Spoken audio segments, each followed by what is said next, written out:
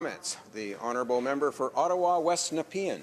Thank you, Mr. Speaker, and I want to thank my honourable colleague for his eloquent speech on this. And the fact is, I'm glad he mentioned Stephen Harper, former Prime Minister Stephen Harper, who to this day has never actually revealed the top 10 donors to his first leadership campaign in 2002, and that was before Liberals brought in the most significant political party financing legislation ever, the first time that corporations and unions couldn't donate, the first time that there were spending limits, the first time that there were transparency requirements, and in fact that was opposed by the former Conservative Party as well.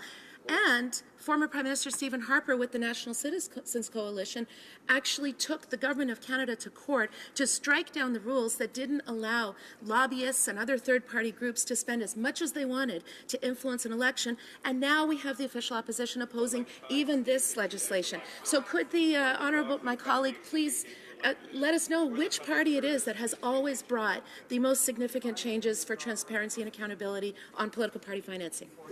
Honourable Parliamentary Secretary to the Government House Leader. Yes, thank you, Mr. Speaker, and I thank my colleague and friend for a great question. And what it does is it does highlight a difference between the Conservatives and the Liberals inside the House.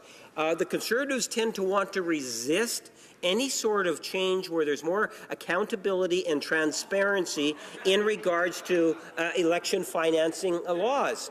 Because historically what you will see is that you will have, whether it's Jean Chrétien or our current Prime Minister, wanting to put into place what we believe is positive legislation that ensures more accountability and transparency. My colleague made reference to the former Prime Minister, Stephen Harper. I can recall, there's a great deal of money that was raised. The top 10 contributors, we never ever did find out. I would ultimately argue that opposition leaders, leaders of political entities, do have a responsibility to be accountable and more transparent with Canadians. This will do that along with incorporating the Prime Minister and Cabinet Ministers. And I think we've got time for one more